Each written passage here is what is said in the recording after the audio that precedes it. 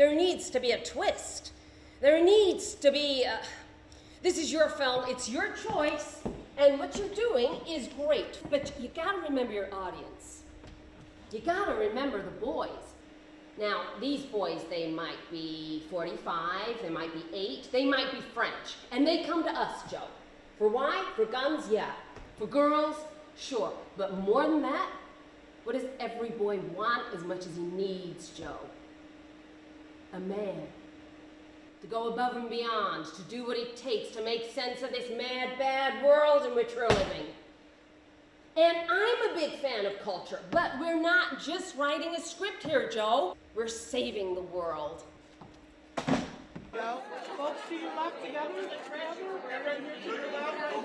We're absolutely not allowed to say that. It's a totally fictional character. Yeah, I mean, the whole play is a fictional satire, really, on casting the next James Bond. And I mean, of course, we know the situation that the Broccolis have been with Amazon Studios, of course, having bought it out, Amazon MGM, but yeah, it's looking at what it may have been leading up to that time, potentially, and what it is to cast that role. I feel like the luckiest man alive. Luck had nothing to do with it. Oh, but it does. If I hadn't met your son at Manzini's, if I hadn't been assigned to his table, if I hadn't struck up conversation with him, well, it's like Fleming writes in Casino Royale, right? After Bond loses at Baccarat, luck has to be loved, not feared. It is a woman to be wooed and brutally ravaged. Wow. It becomes, perhaps curiously, this sort of referendum on British identity. You know, what is it to be British now? What is it to be a spy now, to want to serve your country? And I think that's the interesting thing. I think it could be anybody. It could be, you know, I think oftentimes there's a conversation around Idris Elba should be the next Bond. And I think that I'd be really interested in perhaps like a South Asian actor as a Bond. I think it's more than sort of black and white. I think British identity is so much more than that. You've read Casino Royale? I've read all the books. Wow. Wow. All of them? What better way to understand the character?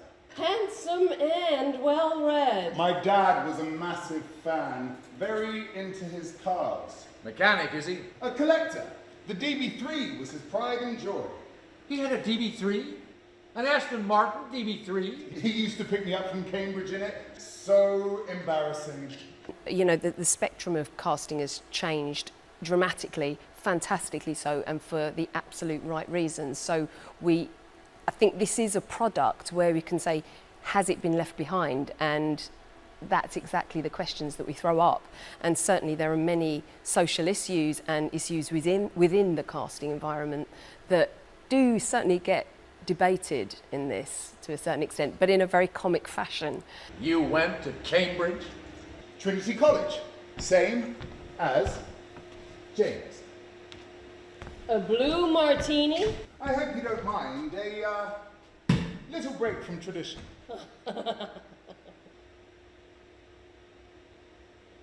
This is insane. People call it liquid Viagra. Malcolm, your favorite. Put my name out. No, I think that's the cursed chalice, isn't it? Once your name is sort of too firmly attached to it, you sort of ruin it. So this is me sort of saying, no, it could never be me. Looking good, bro. Looking good.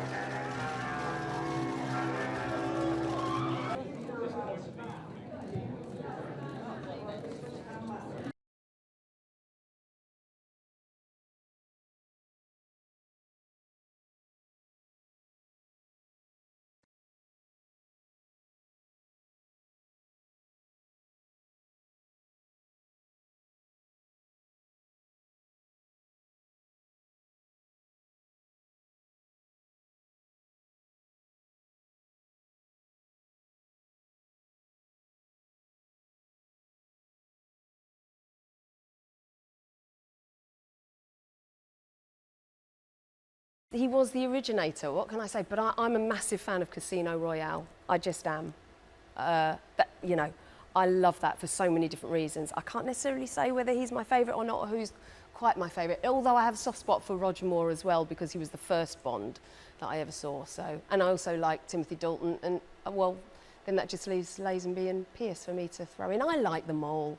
I have a soft spot for Timothy Dalton. I think he brings a certain kind of iciness that if it had been released in a modern day, we would have had a different appreciation for. I think his and Daniel's performance is quite similar. Would it be possible to say, I'm Bond, James Bond to the camera? No, not in a million years.